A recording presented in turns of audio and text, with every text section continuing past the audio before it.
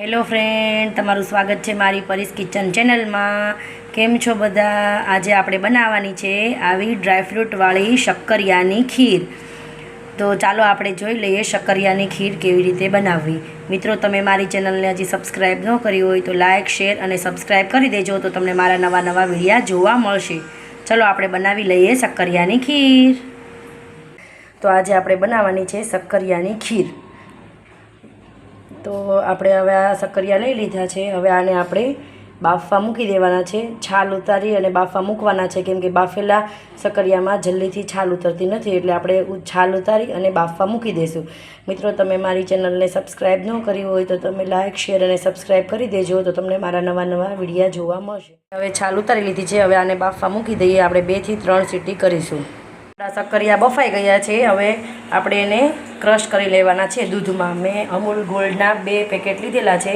તો આ ગોલ્ડની થેલી છે એ આપણે તપેલીમાં નાખી દઈશું અને આ મેશ કરી અને આપણે બધું મિક્સ કરી દઈશું। પછી એને ઉકાળવાનું છે। જો શક્કરિયા મેં મેશ કરી લીધા છે। હવે આપણે આમાં દૂધ મિક્સ કરી અને પછી એને ઉકાળી લઈએ। મેં આ શક્કરિયામાં દૂધ નાખી અને મિક્સ કરી નાખ્યું છે। આમાં બ્લેન્ડર ફેરવવાનું છે। પછી હવે ગરમ કરવા મૂકી દેવાનું છે। થોડીક વાર થોડું ગરમ થાય એટલે આપણે આમાં ખાંડ નાખી દેવાની છે। પછી આપણે આને 10 થી 15 મિનિટ માટે ઉકળવા દઈશું। આપણી ખીર છે થોડી ઉકળવા માંડી છે। હવે આપણે આમાં ખાંડ નાખી દઈશું તો આમાં બધું મિક્સ થઈ જશે। જો મેં આ 4 થી 5 ચમચી જેટલી ખાંડ લીધી છે એ આપણે નાખવાની છે। તમારે જેટલું ગળ્યું ઓછું વધતું કરવું હોય એવી રીતે નાખવાની છે। હું આટલી ખાંડ એમાં નાખી દઈશ। હવે આને 5 થી 7 મિનિટ માટે ઉકાળવાની છે ખાંડ નાખ્યા પછી। જો મિત્રો, આપણી ખીર ઉકળીને તૈયાર થઈ ગઈ છે। હવે આપણે ગેસ બંધ કરી દેવાનો છે। હવે આપણે એમાં થોડી ઇલાયચી પાવડર નાખી દઈશું। જો પછી એને મિક્સ કરી લેવાનું છે। જો મેં ઇલાયચી મિક્સ કરી લીધી છે। હવે આપણે આને એક બાઉલમાં કાઢી લઈશું। પછી આપણે એને ઠંડી કરવા મૂકી દેવાની છે।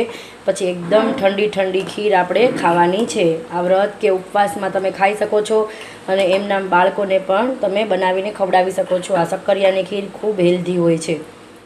આપણે એક બાઉલમાં ખીર લઈ લીધી છે। હવે આપણે આમાં થોડા ડ્રાયફ્રૂટ મિક્સ કરીશું। મિત્રો, આ ખીર ખાવાની ખૂબ મજા આવે છે। તમે એક વખત આ ખીર જરૂર ટ્રાય કરજો। તમને મારી રેસીપી કેવી લાગી એ કોમેન્ટ બોક્સમાં જણાવજો। અને મિત્રો, તમે મારી ચેનલને લાઇક ન કરી હોય તો શેર, લાઇક અને સબસ્ક્રાઈબ કરી દેજો, તો તમને મારા નવા વિડીયા જોવા મળશે। ચાલો ફ્રેન્ડ, શક્કરિયાની ખીર ખાવા બની ગઈ છે।